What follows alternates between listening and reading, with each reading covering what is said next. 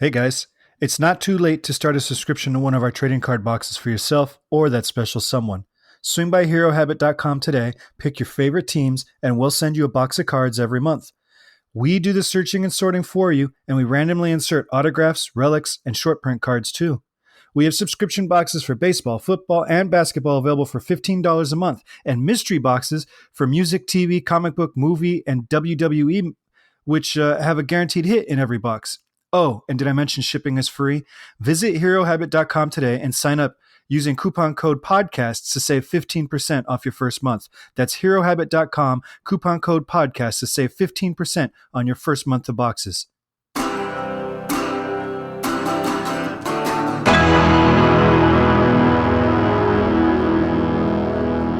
Welcome to Kinks and Beats Daily. I am Tony Fry, your host. Thank you for joining me. If you would like to be a part of Kinks and Beats Daily, send me an email, kinksandbeats@herohabit.com, or call me at 925-494-1739, and just leave a voicemail about your least favorite or favorite music from the Kinks or the Beatles, and a brief explanation of why but you feel so strongly one way or the other on a song. Doesn't have to be something we've covered. Doesn't have to be something we haven't covered. But I want to hear from the people that are downloading this podcast. Today, we are talking about Free as a Bird by the Beatles. It was released December 4th, 1995, backed with Christmas Time Is Here Again as the B-side, and marked the first single to be released under the band's name as a new song since The Long and Winding Road in 1970. There had been singles along the way. I Got to Get You Into My Life was a minor hit in the 70s, for example. So there were times when the singles were released of old stuff, but this was the first new song in 25 years. 15 years after the murder of John Lennon. And it was used as a promotional device for the Beatles anthology film project. For people of my generation, the Beatles anthology film, movie, TV documentary was kind of a definitive moment in Beatles fandom. I was in the 8th grade when that show came out. I had just started listening to the Beatles. I might have been a freshman in high school. I don't remember. I started listening to them in the 8th grade. And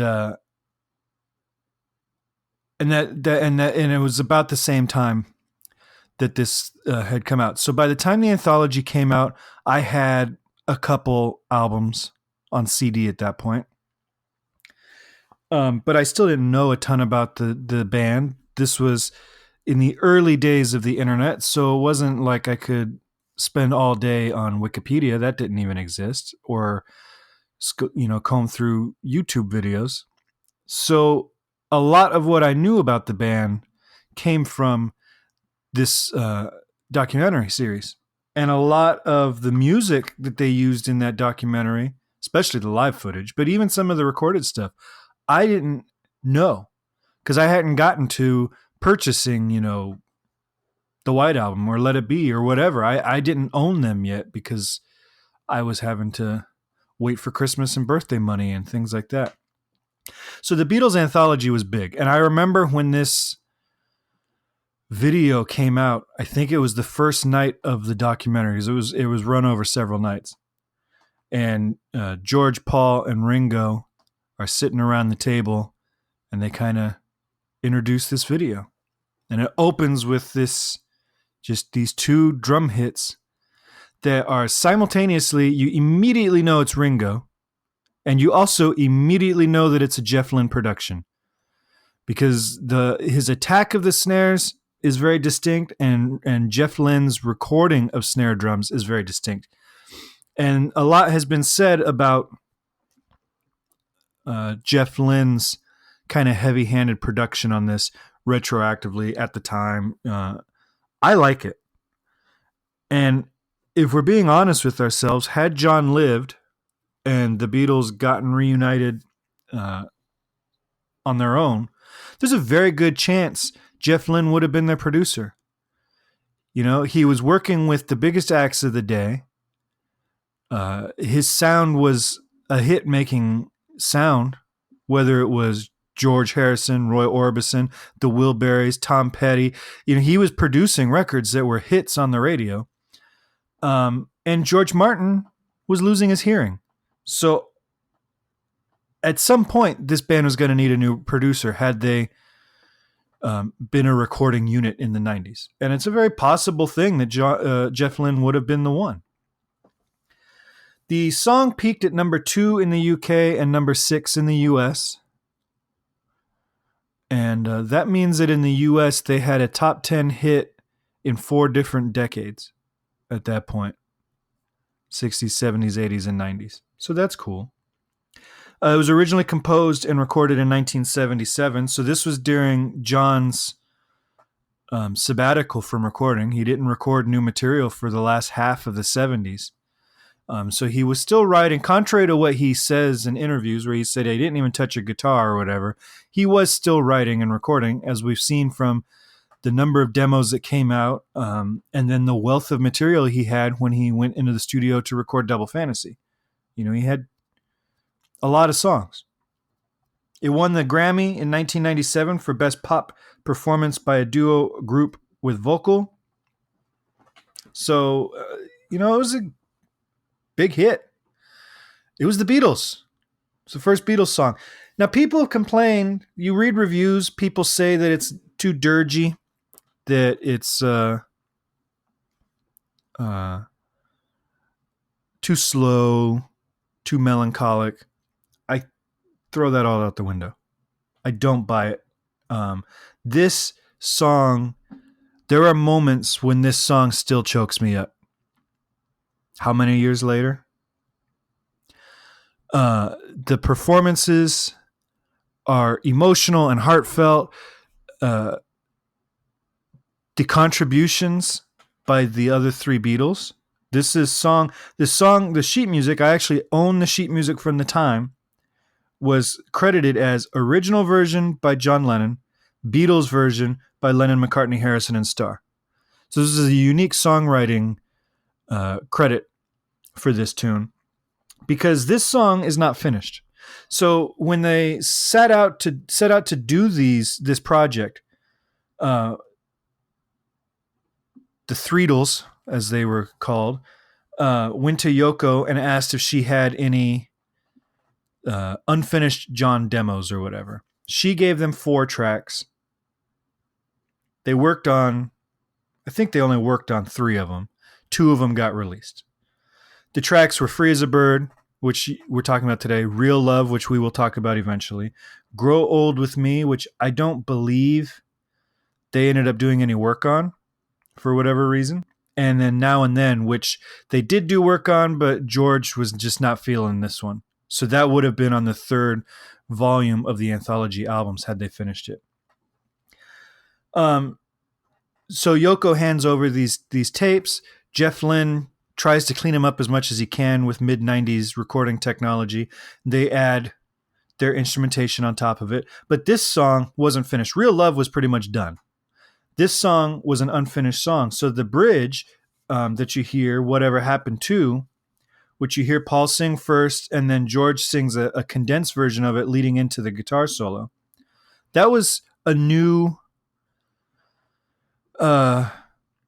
addition. So in a lot of ways, this is a very traditional Beatles song. John came in with half a song. Paul and presumably George finished the song, added their bits to it. There's also the guitar solo is in a totally different key. The whole thing plods along mostly in A. Sorta. Goes A, F sharp minor. It's basically the Stand By Me chords, right? A, F sharp minor, D to E. Let me get the guitar. Do I have a pick nearby? Yes. So Stand By Me.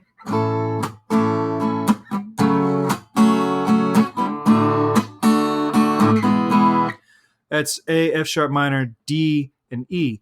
This one changes the D to a D minor, which is a cool sound.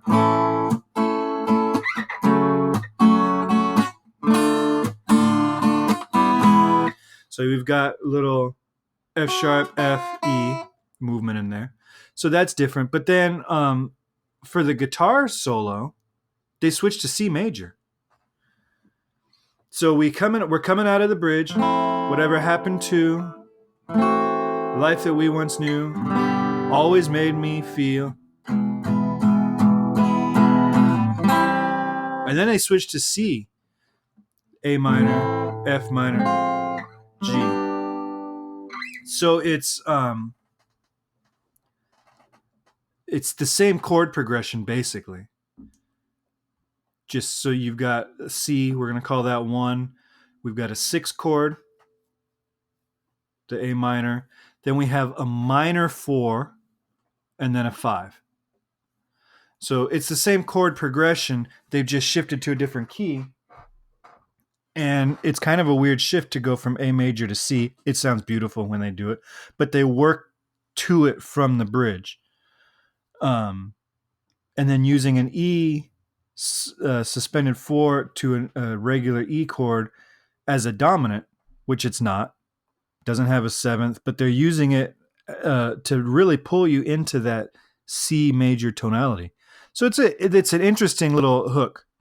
So that's a new contribution to the song, is this shift into a new key. And then they go back into the regular key as the last verse. Listen to this song, though. You know, people say Real Love was the one that sounded like a Beatles song. I think that whole phrase, sounds like the Beatles, sounds like the Kinks, is so stupid. Does Strawberry Fields sound anything like She Loves You or Long and Winding Road? Does You Really Got Me and Victoria and Cricket sound anything like the Kinks? Right? Both bands are so distinctly different from song to song. There is no definitive Beatles sound. Right? 1966 Beatles doesn't even sound the same as 1967. 1969 Beatles doesn't even sound the same as 1969. The Let It Be sessions are 4 weeks before the Abbey Road sessions, and those two albums could not sound like two different bands. You know, they don't sound alike at all. So to say that this doesn't sound like a Beatles song is garbage. That's a boring take without a shred of I don't know, knowledge of music, maybe. It's like, as George Harrison said, it sounds like the Beatles because it is the Beatles. It sounds like them in 1995. It's John Lennon, Paul McCartney, George Harrison, Ringo Starr. It is the Beatles. Who else would it sound like? That is them, right? But with John Lennon's 1977 songwriting sensibilities and 1995 production sensibilities and the 1995 musicianship sensibilities of George, Ringo, and Paul. So listen to this song full blast on headphones. George, on top of some phenomenal slide work, I would argue... No, I'm not going to make that argument. I was going to say some of his best slide work, but then everything he did on Imagine by John Lennon, the slide work on that is amazing. There's amazing slide work throughout his whole solo career. But there is, you talk about While My Guitar Gently Weeps. This song, his lead guitar, is just weeping through the whole thing. And he's picking out these blue notes, and he's holding on to long tones, and then at the very last minute, letting it slide down out of pitch. He is just crying through that guitar. And it's masterful, if you ask me. It's beautiful guitar work. But beyond that, if you listen on the headphones, it's more apparent. He's doing some arpeggiated stuff underneath the verses that differs every verse. So sometimes it's just straight arpeggios, I don't have the music in front of me to see exactly what he's doing. But sometimes it's just,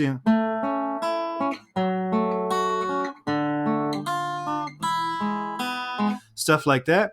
And then sometimes he's doing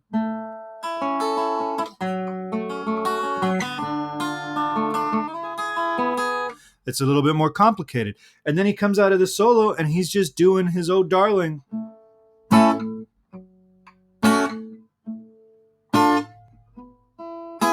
Right? So he changes the support structure of the song on every verse, which is very cool. It's a very mature guitar thing to do. Um, and it adds a little life to the song that does kind of plod along because Ringo's doing a very basic beat, Paul's doing a very basic bass line, but you've got this differing arpeggiated chords in the guitar line. The background vocals on this are stunning, especially when you get to the guitar solo. George is delivering this scream and slide guitar solo, and you've got this beautiful counter melody with the background vocals, which are probably just George and Paul, because this is not from John's recording of it. And I don't hear Ringo's voice in it. But they're beautiful and show, that those guys, no matter how much time has passed, those guys will always sound good together. Paul sings lead underneath John, kind of as to boost the vocal because it wasn't a great recording. It was done in mono, so John's piano and his voice are linked together. And it was done on a home cassette recorder, right? This is not a studio demo. So Paul kind of double tracked a lot of John's vocal. And a lot of times you can't tell because their voices sound so good together. Paul and George sound great together as background singers. Like the voices, the way they play together as musicians never goes away. They fall right back into their place as a band. And that's really cool to listen to. And then George's vocal on the bridge, because he does the condensed one, so it's got kind of a little bit more soul to it than Paul's does because he's amping it up into the guitar solo, where Paul's is just a straight bridge. But George's voice on it sounds great. The whole recording sounds great. So I don't buy this. It doesn't sound like the Beatles. It sounds exactly like the Beatles because it is the Beatles, and it's a great tune. Real Love might be the poppier song. It might be the more radio-friendly song. Maybe it should have been the one that they did first as the single, but this is a solid piece of work. The video for it is very cool because it's like a bird flying through London, Liverpool, whatever. But it is filled with Beatles references, visual references to the Beatles songs. Like they come across a car crash, A Day in the Life. And then as they're going away, you get 4 policemen standing in a row, like I Am the Walrus, pretty little policemen in a row, right? So there's all these visual gags that are references to Beatles songs. And you could sit there and watch that video over and over and over and over again and find new little bits and pieces that are cool references. It's a very cool video. And then the end, the song ends, and then there's the drum hits, and it has like a Strawberry Fields kind of fade back up and reprise. George featured on some ukulele, and then some backwards John Lennon voice, just straight talking voice, where he says, as I hear it, played the correct way, turned out nice again, did you dig it? But they played it backwards, and it accidentally sounds like, can you dig it? I am John Lennon. Which is very cool. And they claim that was an accident because, it is a backwards vocal. In the remix for the one video thing a couple years ago, they actually turned it back around straight. And you hear it, turned out nice again, do you dig it, or whatever. It kind of fades out. Maybe he's not saying, do you dig it, but there's a little tag after turned out nice again that to me sounds like, did you dig it, can you dig it, something like that, which is something I could hear him saying. So it's a genuine reverse track thing that just happens to sound like he's saying his own name in it. So that's cool. So that's Free as a Bird. I always like this song. Like I said, there are times when it just hits you just right, with the guitar and the vocals and all of it. And it's a very emotional sounding song. Maybe one of their most emotional sounding songs. All right. Tomorrow we are back to the Kinks. And I don't really have a good tease for this song, so you're just going to have to tune in tomorrow. Again, give me a call, 925-494-1739. I want to hear your thoughts about Kinks and Beatles music that we've talked about, that we still have yet to talk about. Whether you like it or not, I want to hear about it. Or email me, kinksandbeats@herohabit.com. And if you swing by Hero Habit, if you're listening to these in real time, we are in December. Today's December 5th. At Hero Habit, I'm doing a series of articles about the best Christmas albums of all time. We've covered the Jackson 5. We've covered Phil Spector. So I've covered Christmas albums by questionably horrible people. So now we'll move on to other things. And then I will also do a compilation of the best just Christmas songs, right? Because John Lennon's song does not appear on a Christmas album, for example. So we'll do a compilation of those. So swing by Hero Habit for Kinks and Beatles material, but there's also other musical articles that might be of interest to you. And make sure you swing by iTunes and leave me a rating and a review and subscribe. The ranking on the charts has nothing to do with how many downloads we get. It's about new subscribers and ratings and reviews. So that helps us a ton, get more visibility. And that's what we want here. All right. I will talk to you guys tomorrow. Thanks for hanging with a little bit longer episode. Have a great day.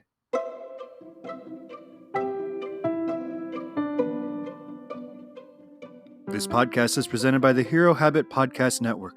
Swing by HeroHabit.com today to comment on this episode and poke around our growing database of sports and pop culture news, reviews, and collectibles. HeroHabit.com. Collect your heroes.